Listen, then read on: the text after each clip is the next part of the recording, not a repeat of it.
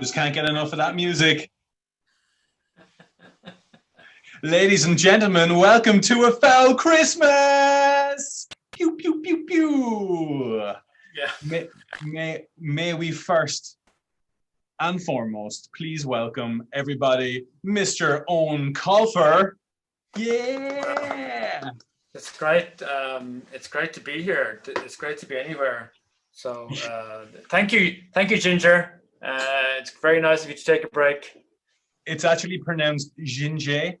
Jinjay, the French. If anyone knows about mispronouncing names, it must be you, Mr. Owen Colfer. Yeah, myself and Andrew Donkin talk about that a little bit later. How our names always get mispronounced, but I'll save that because you will indeed, because it's on the clip. Exactly. So first and foremost, welcome, ladies and gentlemen, boys and girls, mud people and fairies alike, to a Fowl Christmas. What myself and Mr. Owen Colfer have put together this evening is basically, Owen, I suppose, our Fowl Christmas dinner. One of which that we have had to do socially distanced and over Zoom this evening. All thanks to the help, of course, of publisher of the Fowl Twins, HarperCollins Children's Books, and with some little help from our friends at Chicken and Frog, which is our bookseller, and also our lovely charity partner this evening, Shelter UK, which all of your lovely donations have been going to. So, Owen, tell me, how are you? I'm good. I'm very happy that we're able to communicate, even though you're obviously, I'm not sure if you're at the North Pole or if you're like in Haven, Elf City. This is actually a Christmas task force room for the LEP. So we're just, as you can see, we're all it's our busiest time of year. So the place is nicely spruced up now at the moment. Yeah. But yeah, great to speak to you too, coming from your Fowl Twins booth, your secret underground Fowl Twins booth. The real world seems to be creeping in around the edges there. So I'm going to try and I can see if I can fix that during the first video. So it's fine. So it looks like I'm not in I mean, you can see my printer there, which is not really the coolest thing in the world. But well, for Fowl fans in particular, it's going to be pretty cool to see the printer that probably prints some drafts of books that we've seen, especially maybe even Fowl Twins 2 that came out this year. Absolutely, that printer did all the Twins books. Obviously, the first Artemis Fowl book was done like with a chisel on rock. Yeah. That's how long ago that is. But I've done the last. Between here and a cafe I use locally, I've done the last 2 books. So yeah, this is a great. I love this office. It has a little sofa there, which I have sneaky snoozes on. Wow. On the occasional afternoon, but don't tell anybody that.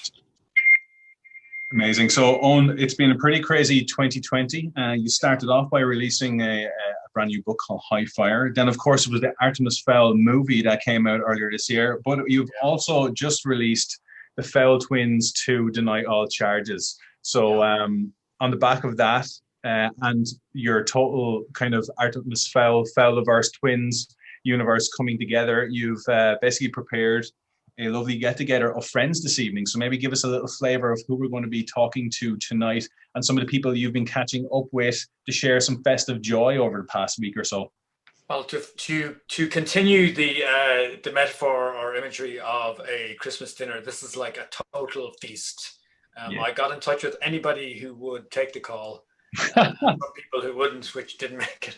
But and some of the nicest thing that happened to me this year was meeting the actors involved in the Artemis Fowl movie, particularly the Irish actors, Ferdia Shaw, who played Artemis, and then Lara McDonnell, who plays Holly. And they were both absolutely perfect. So we asked them to come along for a chat so you can see what they're like when the helmets and the suits are off and they're just normal young people. A lot of people really love the audiobooks, and they're very interested to see what the face behind the voice, is that right? Or maybe the face that goes along with the face from which the voice comes out of.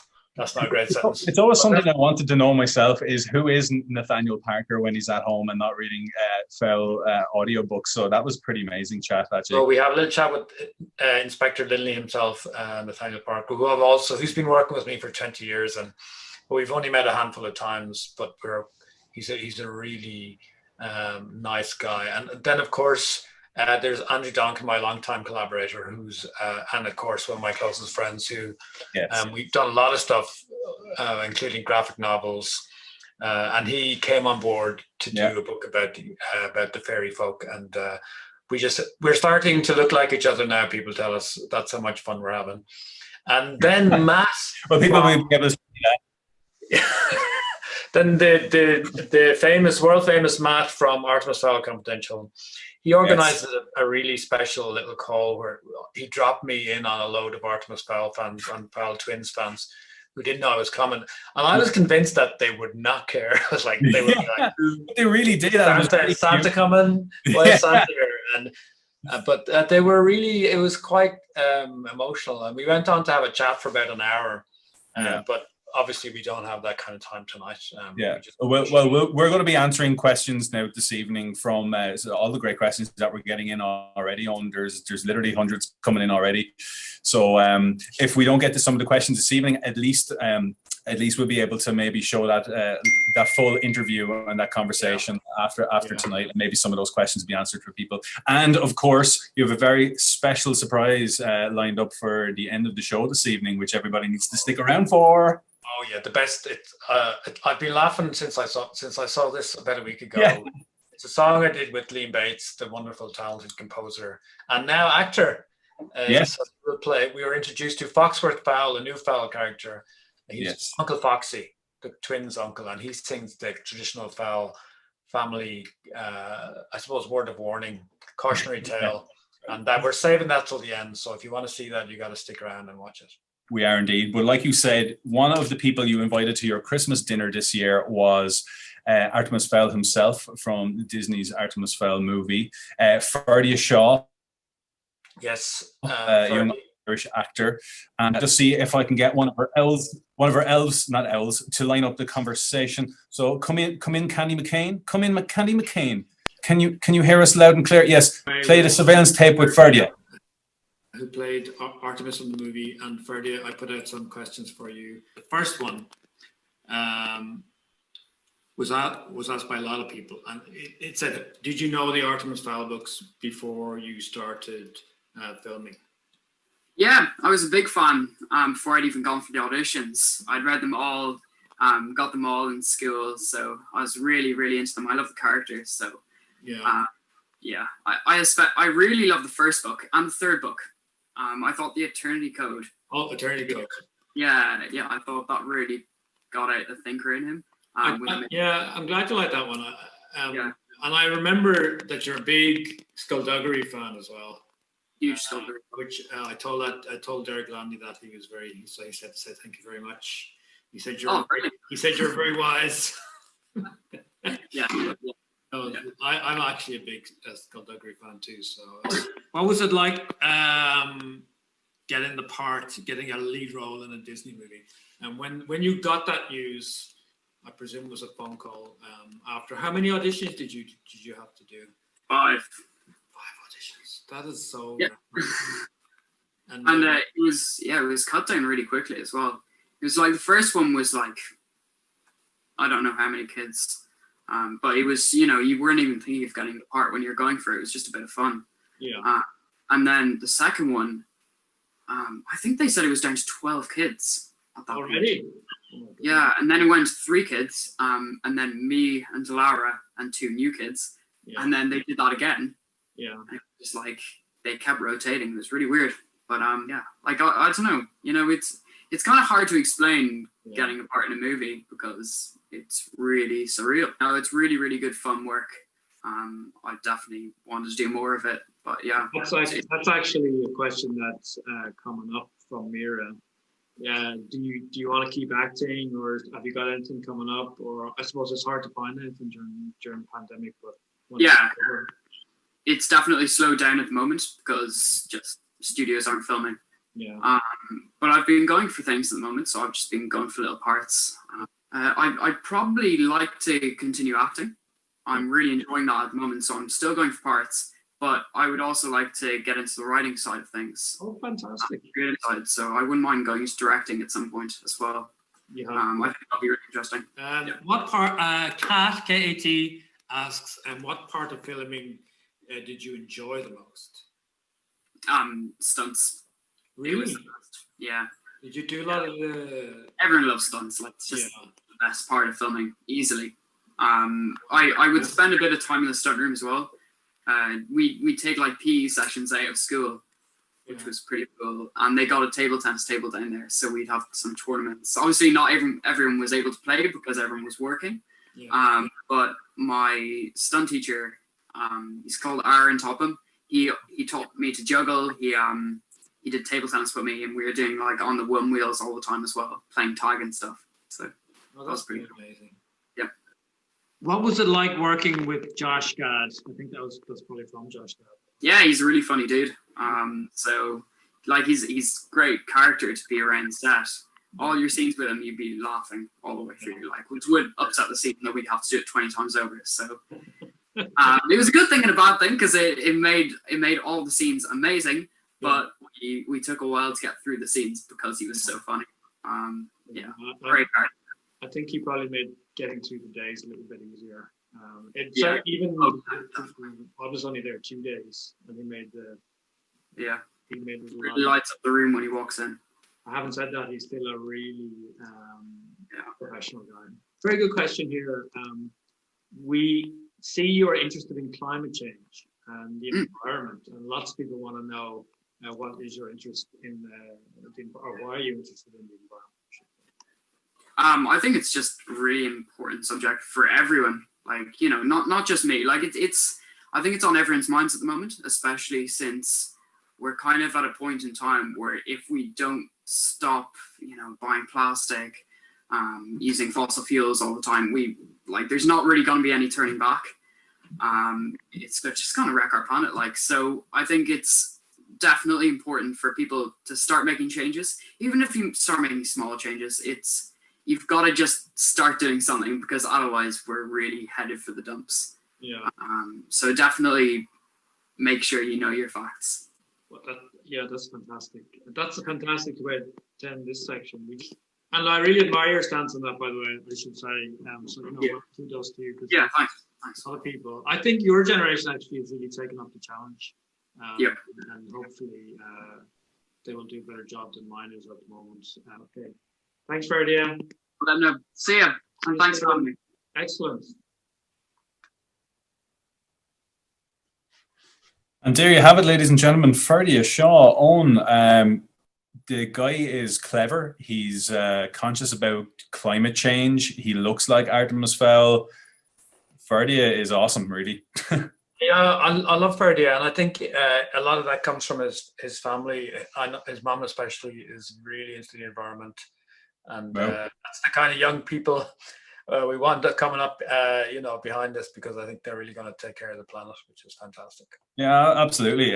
But speaking about Artemis Fowl, two things. At the moment, he's currently on a mission to Mars in the Fowl Twins books. So how's he getting on? The reason for that is not very literary. The reason is that I knew I would be tempted to bring him back all the time. And also I knew that I wanted to concentrate on Miles and Beckett, so I said the best way was to fire Artemis off into space. He can send back the odd communication, but really he's out of the picture, and that allows his younger brothers to get on with their own adventures and have a great time. So well, one of the strange coincidences of 2020 was the little minor, and then suddenly weeks afterwards they announced an Artemis mission to the moon by NASA, which I seen you got like millions of tweets and Instagram messages and stuff like that about. Is it just coincidence? Is there maybe someone in NASA who's a massive Artemis fan? It seems like quite a large coincidence. So I'm hoping there's someone there clutching a little golden book, going off into space. It is a nice coincidence. I'm claiming that Artemis is behind the whole thing, and it's another infernal plan by Fowl. It's probably just a coincidence. But if we can get one of those books into space, I think that would be... Yes, absolutely. The petition starts now, Fowl fans. Get an Artemis Fowl book into space. We'll find out how to do it. We'll set up the TikTok accounts. We'll get it. We'll get it there, Owen. We'll get it there. But speaking about, I mean, obviously, Ferdia was such a standout talent this year. Lara McDonnell, who played Holly Short as well. She's another person that you spoke to in the last week or so about being in the movie, about just in general being such a great person.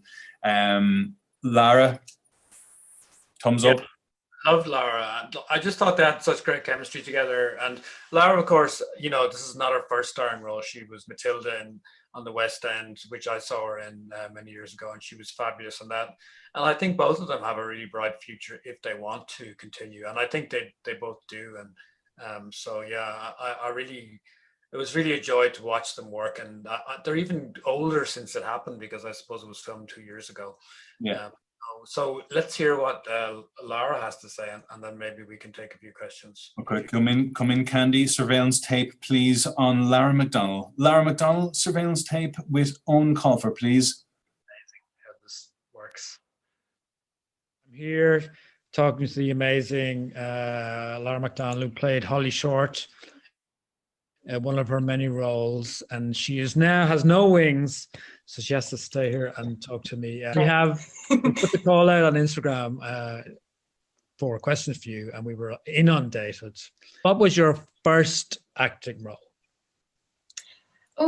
So my first proper acting role in a film was in this film called Love, Rosie, and it was a rom-com. It's based on a book by Cecilia Ahern called Where Rainbows End, and it has Lily Collins and Sam Claflin in it, and I played a young Lily Collins. And it was the first film I ever did, and I got to meet Lily Collins and Sam Claflin, which I was 9, I think. Yeah. So I was it was my first time ever on a film set, and I was just in complete awe of the energy and of the crew and of the rest of the cast. And I knew that when I set my foot on that set, I want to do this. This is it. Back to Holly.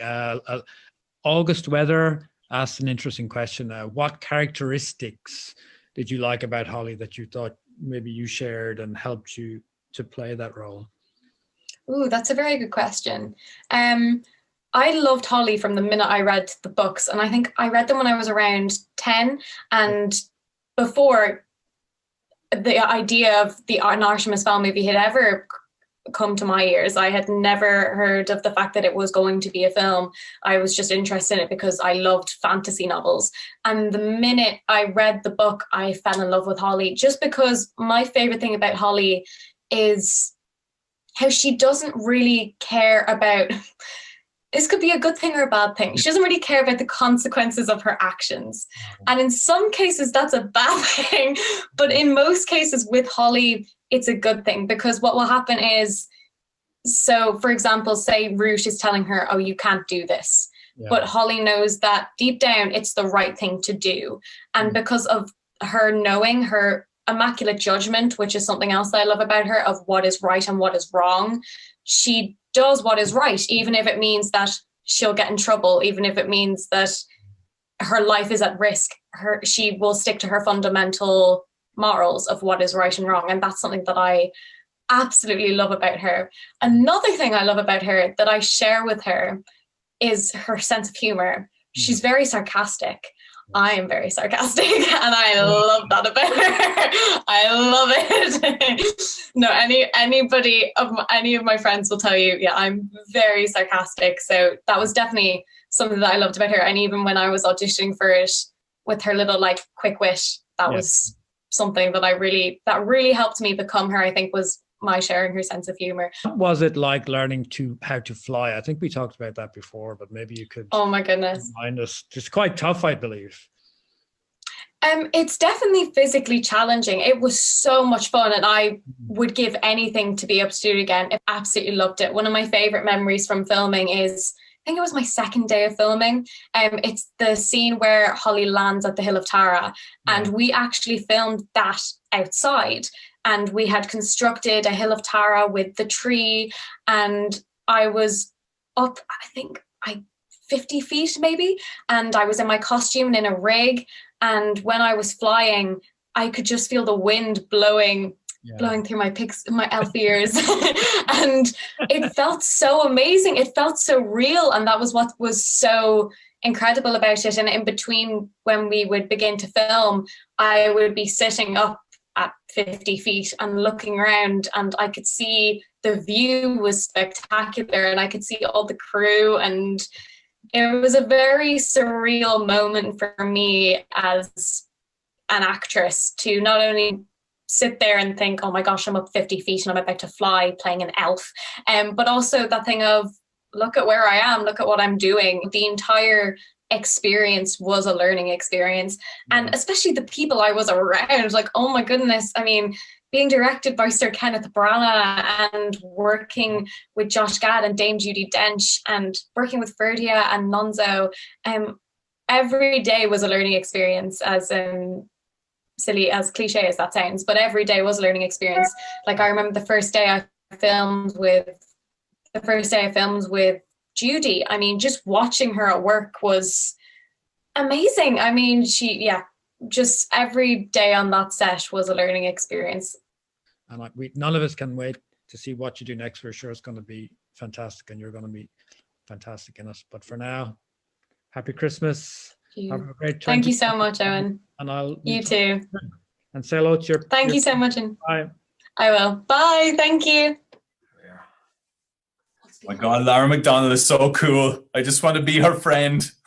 I think what I learned from that is I need a haircut. Lara's great. I mean, she's so and she's such a great guest. And Ferdia, they're so easy, so natural. I think if I had been 15 or 16, I would have just been They're just so cool. And look at it.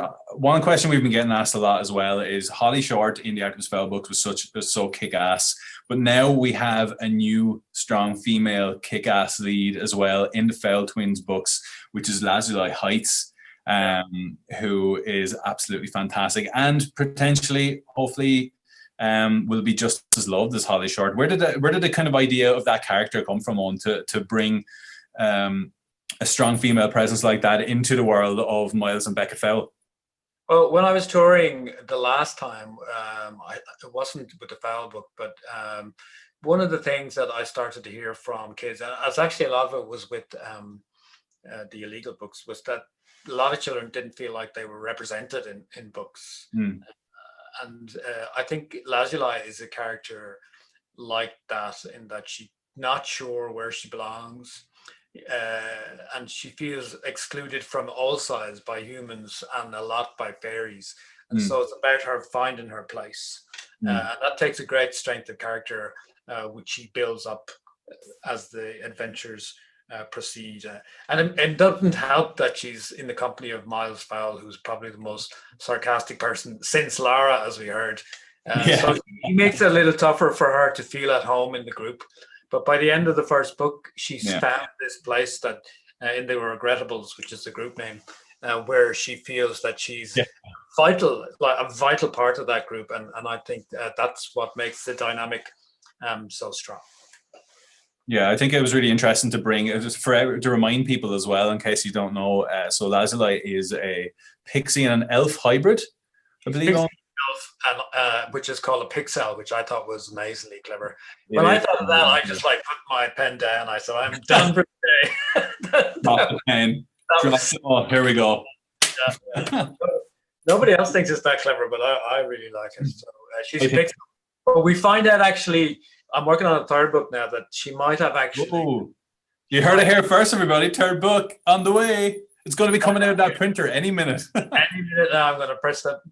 She might have another little strand in her DNA that she didn't know about, or two. So that gives me a lot of wiggle room as to I can make her do a lot of things that we weren't sure she could do. So I'm having a lot of fun with these three distinct characters. Like we have the, as you said, this like kick-ass LEP officer, and then you have Miles, who's cerebral and like so uptight. Like he's like the Spock of the Fowl universe. And then you have Beckett, this guy here, who should basically be on leash because he's just wild. He's just 2 steps away from being Junior Tarzan. It's just having those three personalities in the room gives you drama. So before anything happens, it's already dramatic. I'm glad people are warming to Lazuli, and she looks great. with the blue skin, and she's Yeah. quite. I've seen a couple of people cosplaying as Lazuli with blue skin already, and I've seen people going around with making their own Regrettables t-shirts. There was a cool piece of fan art of the Regrettables as a band. Did you see that? I didn't see that one. My favorite thing is that there's mentioned, and you can't really see it there. But, oh, sorry, I've got it here. You can't even see it there. But they have these golden ties, and Yes. when Beckett was young, he had a goldfish gloop, and he died. So Miles laminated the goldfish, which he wore as a tie. And then as they got older, it became a tradition. So now they're all wearing these golden ties, and a lot of kids are doing that. A lot of readers are making these ties, and I get sent photos of it all the time, and you've seen them. So I really like stuff, imaginative things like that, when readers take it into their own hands, literally. Absolutely. Well, speaking of the Fowl verse in general, there's one person who knows more than a lot of people, maybe second to yourself, Owen, who is your longtime collaborator of like the likes of the graphic novels, your book, the graphic novel Illegal, who is, of course, Andrew Donkin, who has been writing about recently about the Fowlverse and all the species who live within that. And you invited him along for a little taste of Christmas feast with him as well recently. So shall we drop in on that conversation a little bit? I think so. It's Andrew's one of my oldest friends, and we've been working together for 20 years, and I hope to keep working with Andrew and do many more books with an environmental bent. But usually you'll see why we work together, because usually we spend 2/3 of our time laughing, and then the last third we say, oh God, we better write something down. So let's have a look. If you can contact your contact and see if we can get that video rolled, please. Uno momento. Candy McCain, come in. Candy McCain, can we get a little surveillance tape of Owen and Andrew Donkin, please? Remember the time we did the reading? I forget where it was in the States, and the lady made a total mess of our names. Yeah. It wasn't the States. It was a festival that I won't name in England, and the lady doing it said, and now we have 3 people. We've got Mr. Owen Colfer. I thought, blow it. And they said, and his co-writer, Mr. Andrew Diddlekins. I don't know. I don't know where you get 2 extra syllables from. Mr. Andrew Diddlekins. Okay. And then you and I looked at each other to say, crikey, that's an interesting pronunciation. What will she do with Giovanni's name? Italian, what will she do? Mr. Owen Colfer, Andrew Diddlekins, and then absolutely perfect Italian accent. She said, and then Mr. Giovanni Rigano. He was the only one that she got right. And you probably know as much, or if not more, about the fowl world than me. But there must have been a lot of pressure on you. Like, were you overawed coming into the world of me? as any normal human being, as any normal mere mortal would be. Overall. Obviously, yes. Yeah. You know, I can still see you. But well, the good thing was, the lovely thing about doing that was because we'd done 4 Artemis Fowl graphic novels. Yeah. Already set in the world of Artemis Fowl, and we talked about when we were beginning to do those that it would be great to have a few extra pages here and there that fill in a little bit of story you don't get from the novels. So when proper fans are reading it and they think they know, there's a little bit extra, and we had some extra fact files and stuff, didn't we? Which took a lot. I had to read all of your books to find that stuff out. I know, imagine that. I never told you at the time, but I actually had to read all of them. So I kind of already knew quite a lot, and it was a great pleasure. It's like if someone says to you, you can play in the Star Wars universe or something.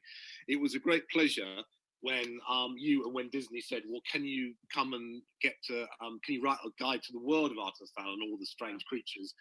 And the main thing that I wanted it to be was funny, because what people love about your books and all that, it's the humor and stuff.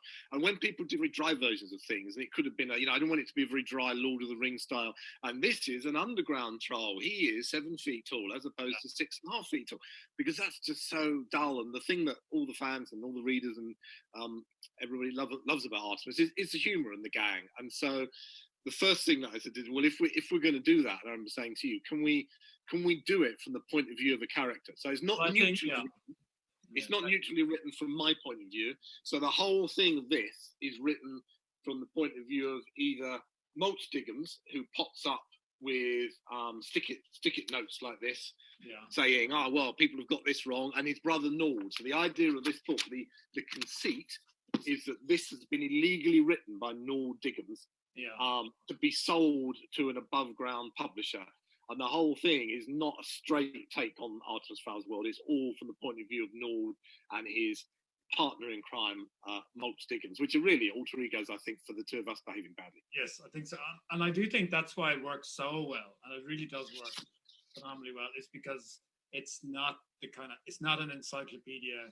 It's kind of subversive, and it's there's a little, it tinges of, it's illegal. It shouldn't be out in the world, but it is. So you get, I think young people reading, you get the feeling of, oh, this is a secret document. I shouldn't be reading this. And it's really funny. I wonder, would you give us a little reading from any bit? Sure.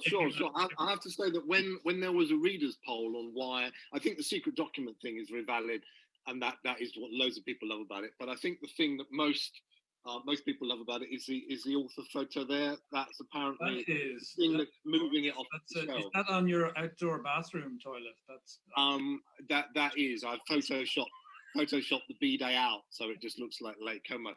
And the thing I was really pleased about, you got to go to Lake Como. I didn't. We can just kind of say this to Fowl fans, but it's got to stay between you and me and just Artemis Fowl fans, which is that when they asked us to do this, Disney was saying the movie's going to be a massive thing. The movie's going to be a massive thing, and we thought, okay, that's great. The movie's going to be a massive thing, but this is solely really about the books. It's the universe of the books, and Root is unsexed in it deliberately, and it's just about the books, kind of really. So if you're into the Artemis Fowl books, then this is a really brilliant look behind the scenes.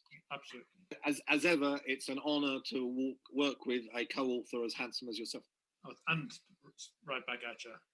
I mean, I think we are blending into each other as the grey-haired and the beard and the specs. So we're you need to change that. If you had a white shirt on, then you could be like the ghost of Obi-Wan. Then you could sit there and do that effect where people can see through you. I think you do that. If you just nod a little bit, I will stop the recording. Nod and look wide. There we go. Here's the Force, Luke. Here's the Force. And also Star Wars fan. How cool is Andrew Donkin? Like, I love that guy. Andrew's great, and he's that funny all the time. So it's hard to get it done, but we spend a lot of time doing it, and we have another book coming out next year called Global, and that's going to be really cool.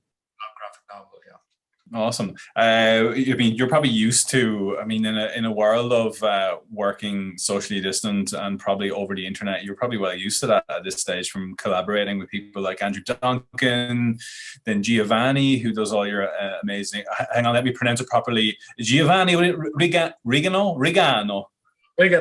I'm not sure. I can go either way, depends. And also there's PJ Lynch, who's brilliant, and Oliver Jeffers. Yeah. So I've been really lucky with the people, and Liam, as we're going to see later on, Liam Bates, the people I work with. So it's really nice. Perk of having a little profile is that you can ring people and see will they work with you, and they will at least take the phone call. Well, where's my phone call? Huh? Well, this is it right now. I mean, this is your audition, and I have to say you're really knocking it out of the park there. Yeah. So, but I will ask you, one thing that people absolutely love as well is the audiobooks of Artemis Fowl. Audiobooks in general, do you listen to many of them yourself on the go when you're at home? Yeah, I do, because I do a lot of driving around up and down. My mum lives in Wexford, so I'm down there every week at least once. So I listen in the car all the time. So yeah, a good actor can really bring a book to life, and we were lucky enough to get Nathaniel very early on, and because sometimes it would be like 30 characters in one of my books, and I would on purpose give them all different accents just to annoy Nathaniel, because that's terrible. But I'm in here on my own for a long time, so you're always getting up to mischief. So exactly. And what was the relationship like from the very beginning with Nathaniel? Did he ever kind of try to contact you regarding like notes and what you thought of the characters, or was this very much something that he kind of ran with himself? He very much ran with it himself. Now, they did contact me usually during the recordings. They'd be in studio and something would come up, and it could be, how do you pronounce this word? And I'd say, that is Sive or Sirsha. You know, all those tricky Irish names. Tricky Irish names and place names. So, but then I remember I bumped into him at an awards show in London, and we got talking from there, and we kept in touch. And when I go over, we meet up for something to eat. So yeah, he's a great guy and a great actor. Fantastic. Had it so long, he's just wonderful. Absolutely. Well, Nathaniel Parker himself is our next guest for our Fowl Christmas dinner this evening, and he's another person you caught up with recently to help spread some festive joy. So without further ado, Candy McCain, come in, Candy McCain. We're going to need some surveillance footage of Nathaniel Parker, please. Nathaniel Parker, the handsome, ridiculously handsome. I mean, come on, Owen, right? He is ridiculously handsome. He's so good at voice acting. He's ridiculously handsome. He's an amazing actor, actually, if you've ever seen him in anything as well. I am jealous. I am a jealous elf. I'm literally green with envy. But let's hear a little bit of that conversation with you, Nathaniel.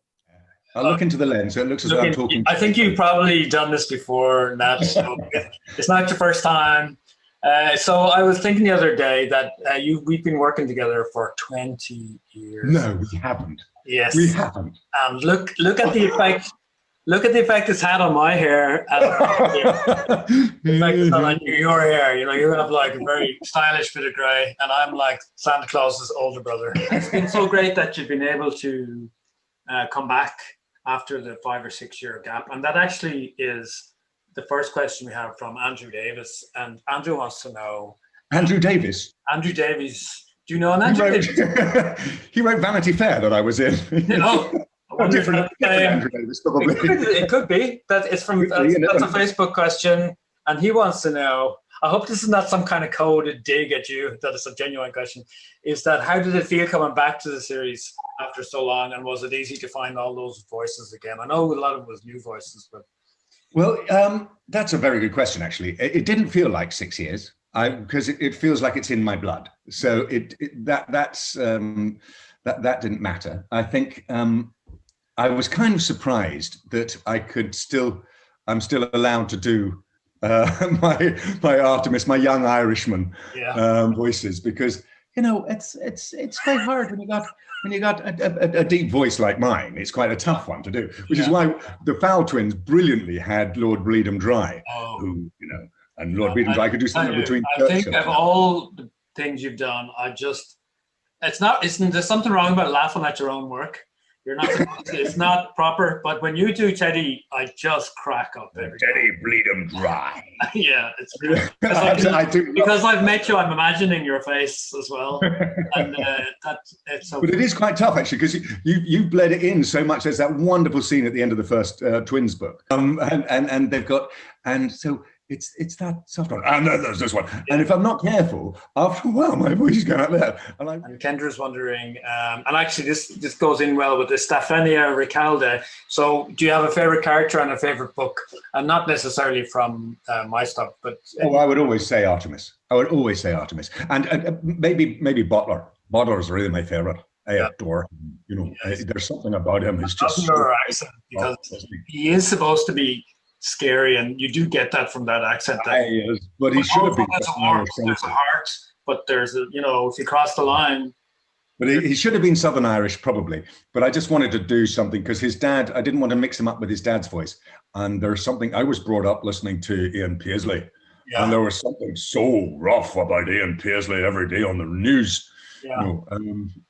That I sort of incorporated that. And I think that's quite a tough guy. We have a lot of people who wanted to know about your favorite characters, the local lemon who calls you the Fowldom treasure, and to thank you for your amazing narration. We get a lot of that, actually. Oh, that's nice. Hannah Keane wants to know, how do you create the accents? Or do you run them by anybody, or is that kind of your own? Well, I've had to run a few by you, haven't I? I've had to run a few by you because I wasn't sure what you meant by some of them. And I think, when you've got something like Artemis, you can create, which is bliss. If I can get when I get a character like, for instance, Mulch. Mulch is only ever going to be one character, isn't he? He's only going to be one voice, Mulch, and he really is, and and so he has to be that. I'm sure. The funny thing is, usually, the actor reads the book and interprets. But after you did the first book, that changed the characters for me, and then I started writing with your voice instead of my voice. Thanks for that. That really helped me a lot. Well, you would have been thrown then when you gave me Opal Cowboy, because I was rubbish at Opal Cowboy. I must admit, I was I have a bit of an impish side, and I would throw in like a Ukrainian just to. Yeah. If only I'd known you love accents. So, I know. I think one book there's like 14 nationalities, and that's not even. So, that's up to me and all the Fowl fans who've been adoring your work for many years. Happy Christmas, and lovely to talk to you. Happy Christmas to all of them, and mostly to you, Owen. Speak to you soon.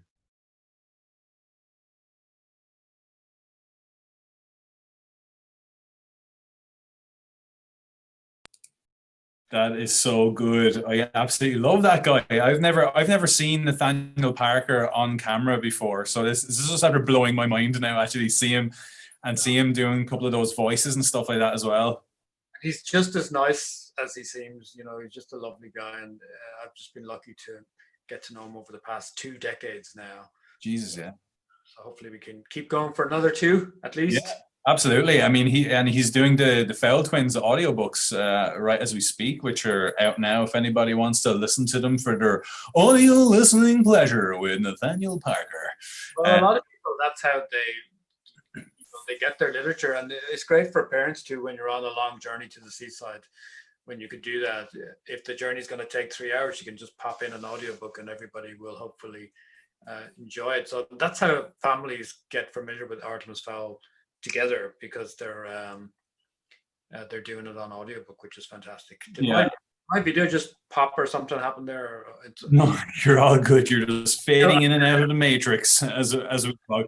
But just a quick note for everybody who is here as part of our Fowl Christmas dinner this evening, that Owen has kindly put together all of these conversations with the guests for this dinner, for this evening's Fowl Christmas Special, and we're going to be releasing them shortly after the show for anybody who's interested, especially the Nathaniel Parker one with plenty more accents too. Yeah, well, most of those chats went on for 45 minutes, so we'll be, and you actually edited most of them down, Jinjay. So I got my little Jinjay helpers here in the back helping me out. Put all these wonderful conversations, and just selecting the best bits was actually the funniest experience ever. Like, so because you're trying to piece little bits of video together through streams of tears as you're just laughing at different jokes with different guests and stuff like that. So in terms of creating Christmas joy, it was the best way ever. So well, good. I'm glad to hear that you say that, because I'm now rescinding your payment, because obviously you had so much fun. Excuse me. Okay. So one such video, actually, while I think of it, was my actual favorite one. Obviously, Owen, down the years, Fowl fans, how much did it mean to you? It's been amazing, and the most important thing for me is when I go out there on the road after spending 8 months in the office writing a book, and you might sometimes get a little tired of the characters and of the world, and then you go out and you see how much it means to people and how important it is to really try your best and make each book better than the last one. So the Fowl Twins and people like Matt and Artemis Fowl Confidential have really kept me going. So it's like it's a symbiosis of a kind, where I'm giving them the books, but they're also giving me the inspiration and the will to go on with it and make it, that makes it so joyful. So it was a great little. And yeah, and just before we get to that, how have the Fowl fans embraced the new characters? Obviously, this is a brand new evolution of Miles and Beckett Fowl, who they would have met a long time ago initially in the Artemis Fowl series, but now they're older and going out on their own adventures. There's also lots of new characters as well. And how have they been accepted by the Fowl community? I think it's kind of a world of reboots now where like beloved stuff from 20 years ago is being rebooted for a younger generation. And well, this is not a reboot, it's certainly something for the new fans and for the fans who've been around a long time. And actually, what we're getting is parents who read Artemis Fowl when they were in high school, or now they've got kids, and the kids have their own Fowl series. So it's worked out really well, and that wasn't really planned because I still think I'm 22, so I didn't realize it was kind of a legacy element to it. But they've really embraced Miles and Beckett, and I think that the trick was that I introduced them a little bit in the last book, so people already knew them, and people were willing to take them into their literary hearts, and that's why I'm going to write one more book. Yeah, so I mean, all those Fowl fans have been with you all along the way. So, between yourself and Matt from Artemis Fowl Confidential, you schemed a little Christmas surprise to drop in on some Fowl fans in the last week or so, and we have their reaction in one of our surveillance tapes from your festive drop-in only just a couple of days ago. So what we're going to do is we're going to show some surprised faces, and we're going to hand it over to tell us a little bit more about this surprise. So without further ado, Candy McCain, come in, Candy McCain. We need the surveillance footage of Artemis Fowl Confidential surprise. Unbeknownst to some Fowl fans, I am about to surprise them with a little festive visit from friend and author of Artemis Fowl and Fowl twins, Owen Colfer. I've gathered them, tricked them, you might say, under the false pretense that it's a discussion of like a yearly roundup of Artemis Fowl, so to talk about, the new Fowl Twins book, the movie, and so on.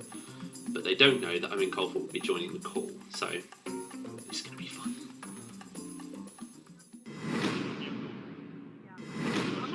Sashi? Yeah. And Stace? Yep. Cool. I'd like to introduce you all to Owen Colfer. Wait, what? Wait, what? Excuse me? I have to Oh leave. my. You don't do this to me. You'll go for bed. I've been VR for this. At 6 in the morning. Did you see the look on their faces? We ended up having a great chat for like over an hour about so many things, talking about the new books, talking about, upcoming projects and all sorts of stuff like that. Here's a little flavour. Actually happened. A girl came to a reading with her dad, I think, and the dad said, we're all reading your books now. And the girl said, my granny used to read the books, but she's dead now. Oh, that's cute. Harsh. That was, yeah. So who's left? Oh.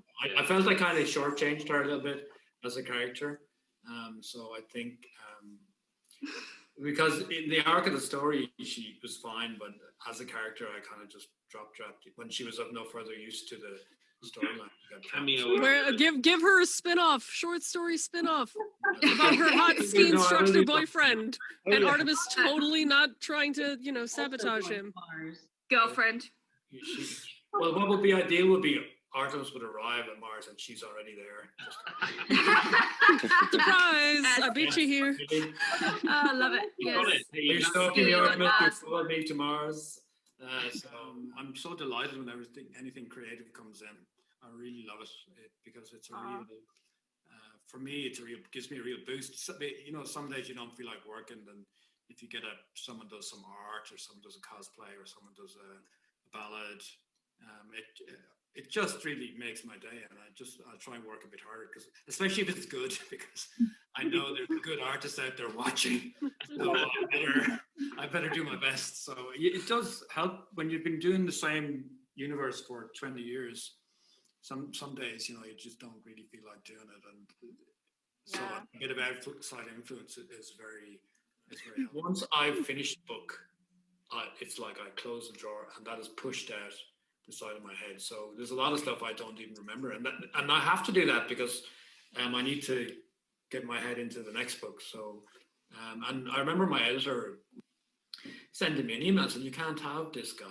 And so, well, I am the writer. Why can't I have that guy? And she says, "Well, because you killed him 2 books ago." That's very good. Whoops. Well, I just had totally forgotten that I had knocked this poor fellow off. Thank you very much, everybody. Catch up with you soon. Thank you. Thank you. Bye. Owen and Matt. Bye. Thank you. Bye. And there we have it. I'll be uploading the full chat that we had to our Artemis Fowl Confidential YouTube channel very soon. But until then, have a Fowl Christmas!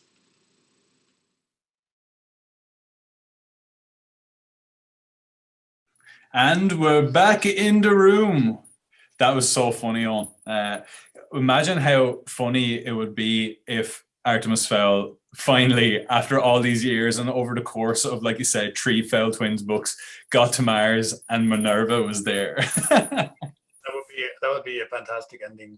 I kind of have an idea how the books are going to end now, but it's the first time I've ever done that where I planned out an ending. Usually I just go for it, so that's quite exciting. But it was so great to meet some of those Fowl readers had been there since the very beginning. I mean, Matt was a tiny little fella.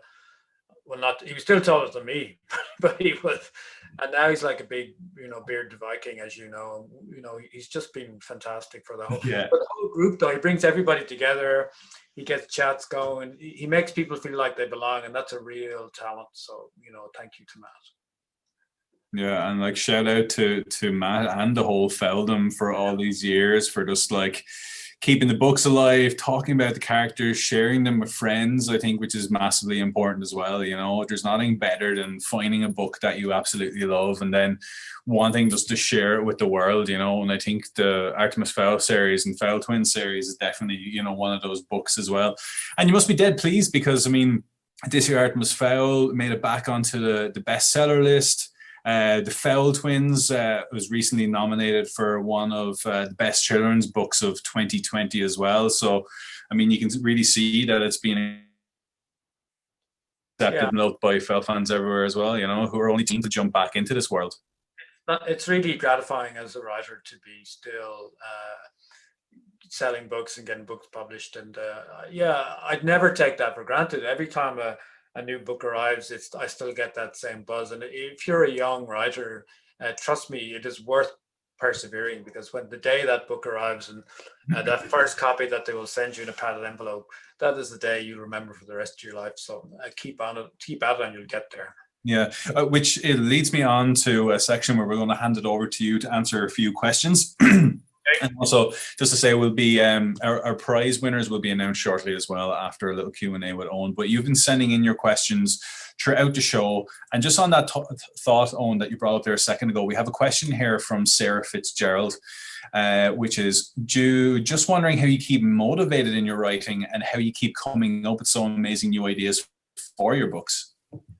The motivation is generally easy because I love writing, and I'm very lucky to be able to write for a living as a job, and I never forget that.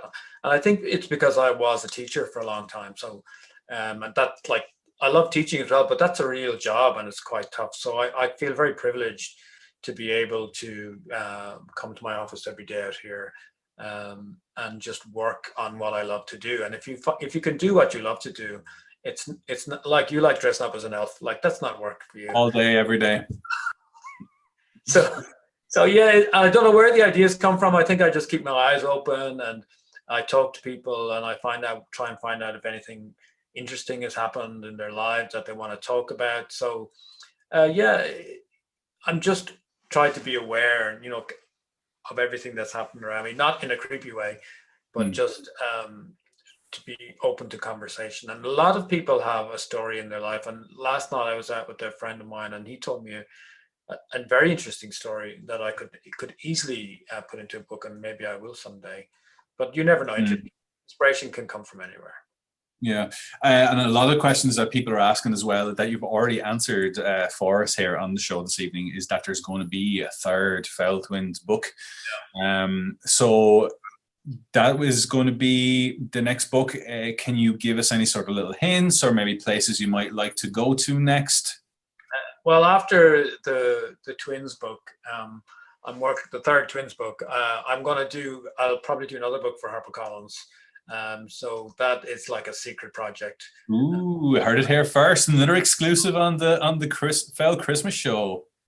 It'll like Jinjay, the elf. It's just going to be. It's actually a book based, loosely based on our conversation this evening. The identity crisis. So I think that could work. But no, and then at the moment, Andrew and I are working on another graphic novel, as I said. And there's a few exciting developments possibly in the Fowl world, which I can't really talk about yet. But so it's going to be a very busy couple of years. So I'm not done with the Fowls just yet. No, I mean that's great to hear. Look at myself being an elf. I am a massive fan of the Fowlverse, obviously, but it's exciting for me as a fan of these lovable characters and this lovable family that I know, to see that it's going to continue on. It's not just going to be, to be honest, with these books, it'll never be the end. Even on the last chapter of one of these books, anyway, I think like there's always enough to kind of think about what happens in your head with these characters and the places that they might go to. So it's exciting. I'm sure everybody else will agree and show some love in the chat there now at the moment. But until then, I have another question for you. Do you think that a lot of people asking this question as well, do you think that you yourself, which character from the Fowlverse do you think you're most like? A lot of people are asking, are you more of a Miles? Are you more of a Beckett? Or do you feel like maybe there's another character that you're more similar to? I think I always, because I get asked this a lot, do any of the characters resemble me? And I don't really think so. I think I'm always looking outwards to other people for inspiration, because I'm sure there's a little bit of me in all the characters. I think the one I identified with mostly is Foley, who's the technical expert. Yes. But it's not really the technical side, as you can see from my failure to set up my green screen properly. But I like his attitude where he just sits around on his computer making smart remarks all the time. Yeah. And I think I'm a little bit like that. I go everywhere with my computer under my arm, and I'm always passing remarks and everything I see. So I would say Foley would probably be the guy that I would put my hand up and say, yeah, guilty as charged. Guilty as charged. However, you need to deny all charges. Huh? Excuse the pun. We're on the big bucks. Yeah, we actually have a question in from Matt from Artemis Fowl Confidential, and he really wants to know, who do you think would win in a fight, Holly Short or Lazuli Heights? Oh, it's a tough one. I think at the moment Holly would win, because she's an experienced officer, and she is probably has a few more years under her belt, and Lazuli is very much a trainee at the moment, so she's like their version of a teenager. But that's a very interesting question, because Lazuli has some interesting skills up her sleeves, and that she's realized in the end of the first book and throughout the second book that she can throw fireballs, which she shouldn't be able to do, and we're finding out in the third book. So I mean, she could fight dirty and just crisp Holly, which I'd hate to see happening, but so it might not turn out. I feel like that would be a classic cliffhanger. Holly gets crisped up by Lazuli, and then all of a sudden she's got some flame retardant gear on, and she's totally fine, and she comes back with one of her trademark haymakers. All we can say for sure there is, while they're fighting, Miles would steal their shuttle. Yeah. And something will definitely happen. Yeah, while Beckett looks on and just speaks to some nearby wildlife, while totally missing the fight in the background and Miles's plan to actually steal the shuttle. I think we're there, Seamus. I think we should just write this. There you have it. This is how we make Fowl Twins books, everybody. I'm going to get to one last question before we actually bring in our very last very special segment, which I'm really looking forward to and showing everybody. But Sarah Arnold and her daughter sent you a lovely email just yesterday, and one of the things they really wanted to know is, where do you look for you talked about being motivated and keeping yourself motivated when you're writing, but in times of need, when you need inspiration, where do you go to and what do you do? And this goes for anybody out there who is asking you, like Sabina is asking you questions about what inspired you to write the books and what inspired characters. So I think as a kind of a general question for you, where do you find your little bits of inspiration that you can feed into whether it's writing books or writing characters or even songs and theatre?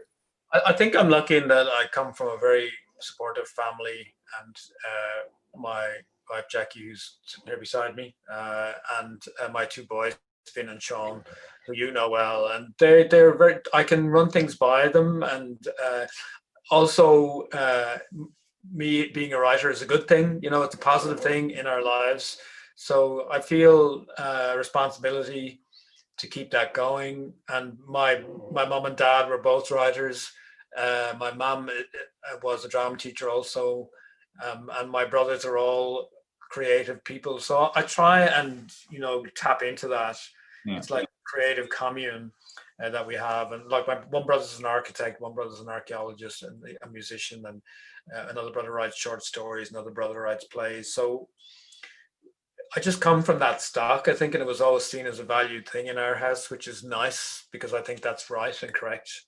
Yeah. So I just was lucky growing up, and I surrounded myself with guys, just maybe accidentally, or maybe we were drawn together. We all read fantasy books and liked fantasy series and liked interesting music. And so it was a very creative and inspirational upbringing for me. Even like there wasn't a rich, or we lived in a small town in Ireland, and my dad was a teacher, and there was 5 kids.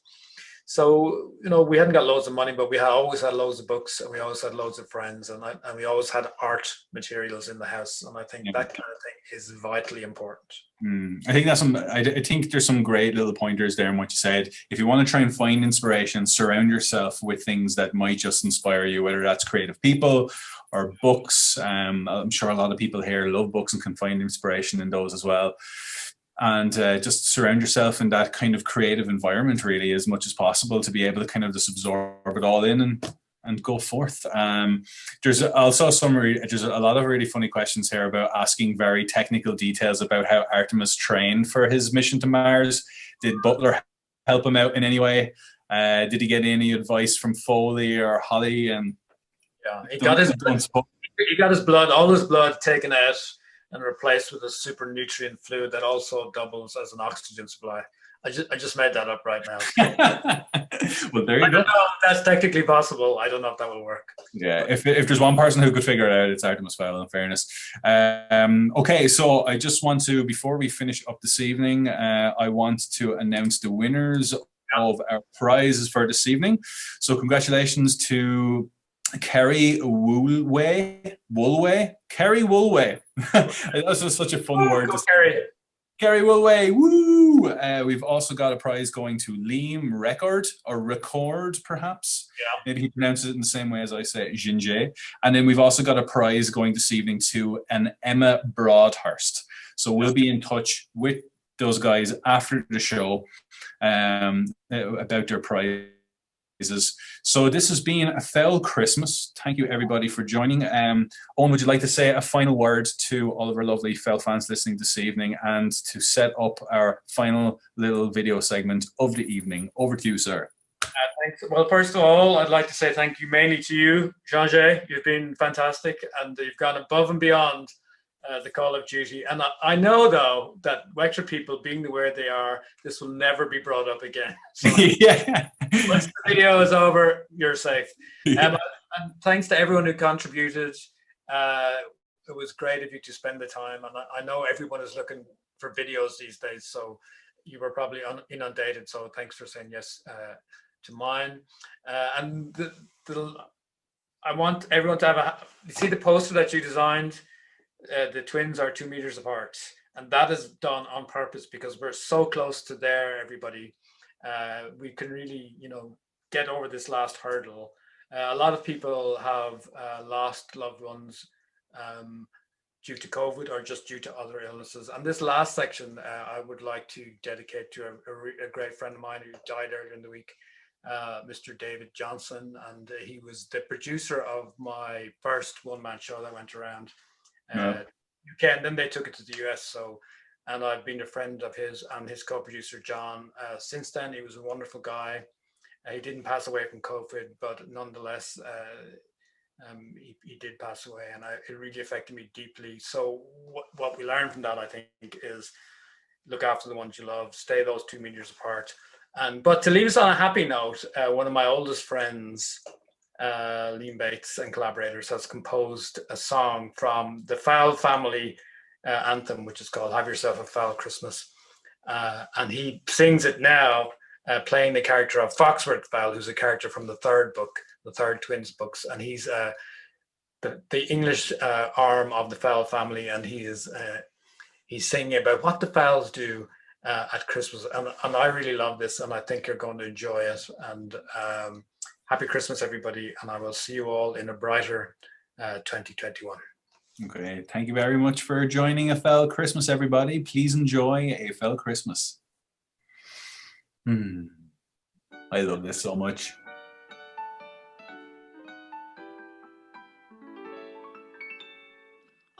Good evening, boys. Uncle Foxy here to sing you the traditional family Christmas song, Have Yourself a Fowl Christmas. While the rest are Christmas eving, we fowls should be a-thieving, eh? But have a care, my boys. Not all victims are created equal, so be careful when choosing your target. So,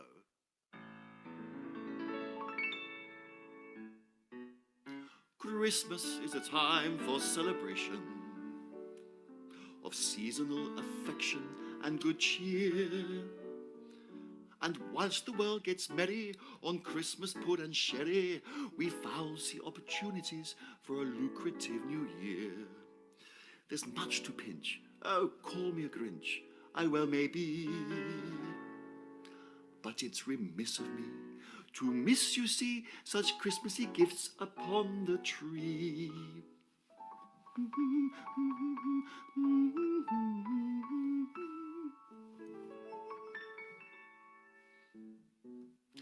Have yourself a terribly foul Christmas, but be wary of the fairies down below. I can quite confirm the rumour, elves, they have no sense of humour when a chap he tries to trap one for its shiny crock of gold. The very definition of a foul Christmas is avoidance of annoyance from a gnome. They will smite you with a curse, with lumps and bumps and boils or worse, and you'll wish that you had simply stayed at home.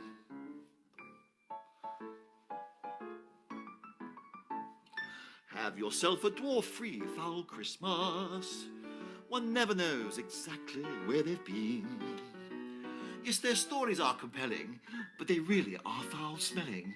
And when you get that in your clothes, suppose you'll never get them clean. Have yourself a magically foul Christmas, but never borrow money from a sprite. And stay away from a goblin. Don't ever try to rob him, for he just might try to set your house alight. Which is dreadfully inconvenient, especially when a chap is indoors at the time. So my advice is, stick to human targets. And why not start at the top? Her Majesty the Queen. Have yourself a royally foul Christmas, and when invited to get knighted by the Queen, while the others kneel like fools, you can confiscate crown jewels, and the Met, they won't suspect a chap who wears a CBE. And there are always your friends and neighbours. Have yourself a wickedly foul Christmas, and by all means let them hang their mistletoe. Stir it quietly as a mouse as you break into their house and pack up all their presents. Ho, ho, ho. So have yourselves a terribly foul Christmas. Merry Christmas, my boys. Uncle Foxy really must dash. There seems to be 2 policemen coming down the driveway.